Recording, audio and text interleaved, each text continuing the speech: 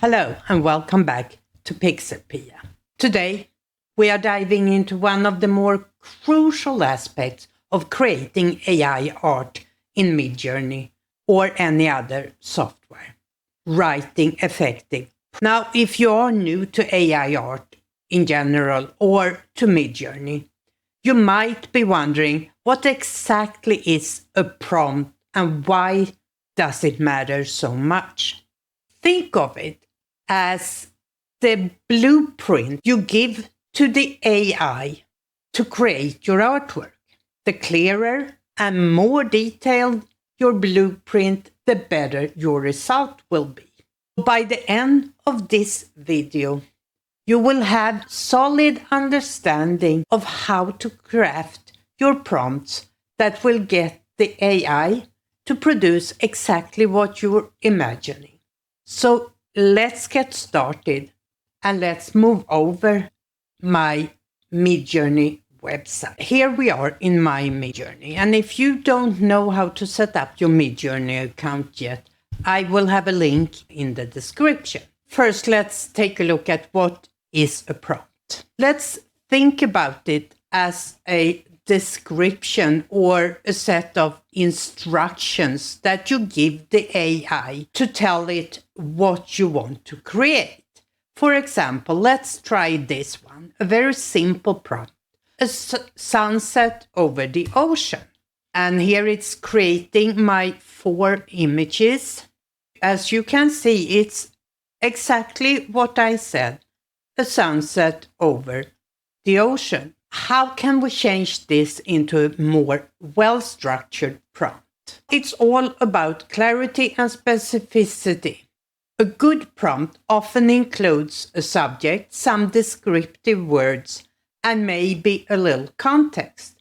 Let's try to expand this and say a vibrant sunset over a calm ocean with silhouettes of palm trees, and see how that gives us a different type of images. And it's still a sunset, but we have much more details in these images. The more information you provide, the better the AI can understand what you want in general. Let's get into the nitty-gritty using descriptive language. Adjectives like vibrant, calm, or mysterious will make totally different outputs of your image. Think about things like the mood, the colors, the textures you want to see.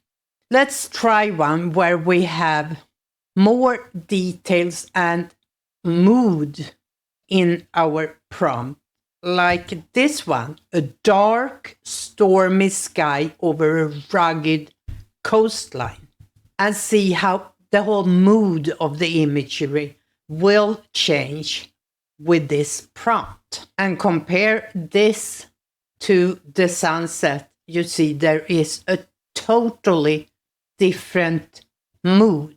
And let's try compare that, which was a dark image, to something like a bright sunny beach with clear blue water. We can also use modifiers. These are like special instructions that tell the AI how to approach your prompt. For instance, we could use the same prompt, a bright and sunny beach with clear blue water, but we can add a modifier like in the style of Van Gogh, and we will have a totally different approach to these images.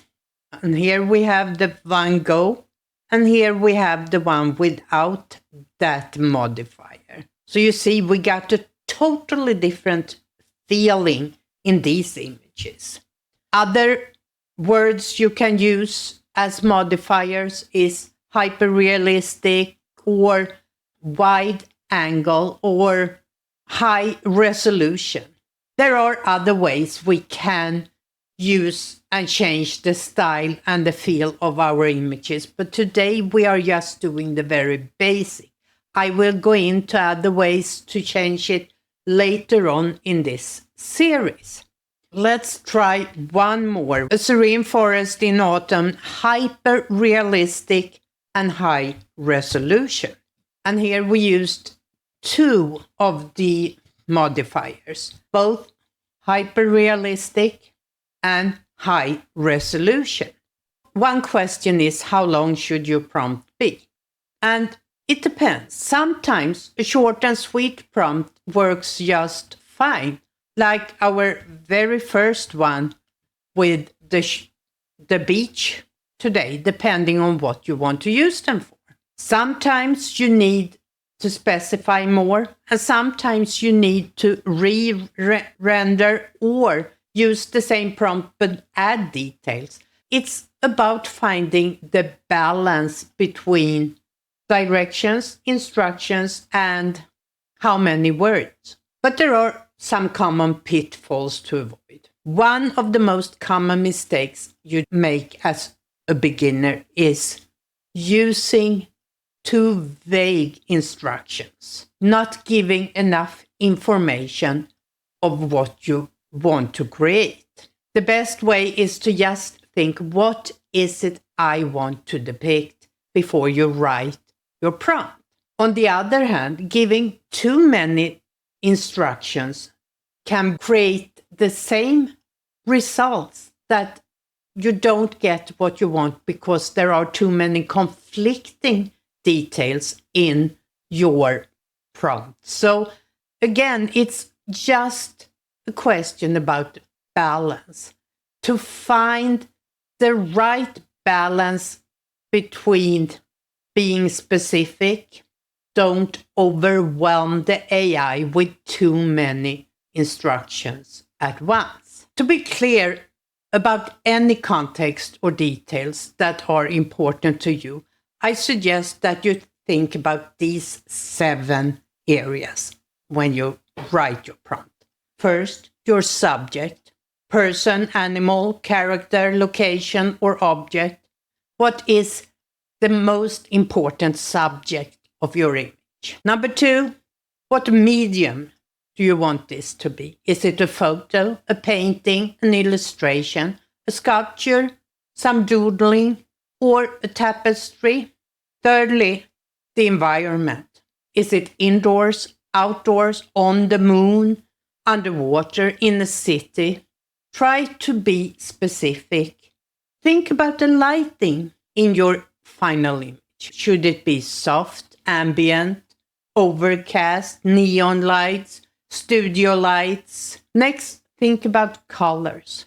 Vibrant colors, muted colors, bright, monochromatic, colorful, black and white, pastel. Also think about the mood. Sedate, calm, energetic, peaceful.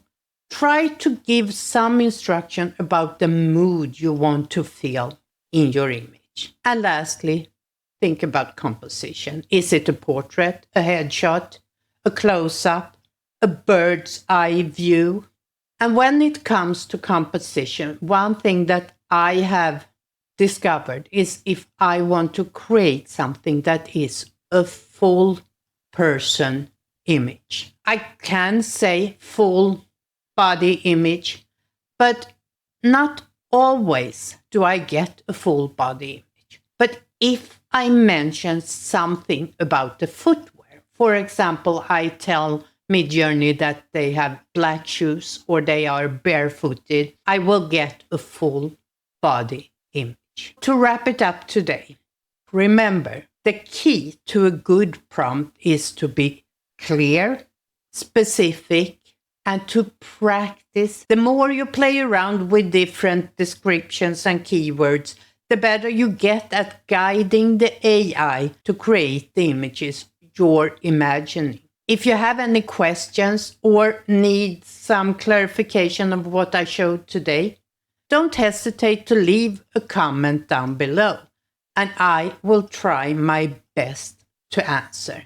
If you have any suggestions or ideas for how to create great prompts, I would love to see them in the comments down below. In my next video, we will explore how to influence the artistic style of your images in Midjourney a little bit more. We will take a look at different style commands, and I will show you how to guide the AI's creative direction to match your vision.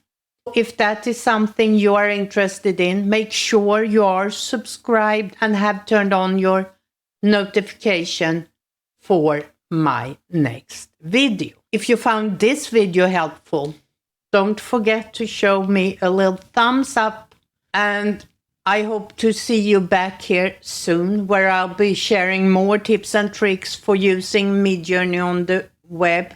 So until next time, keep on creating. Bye.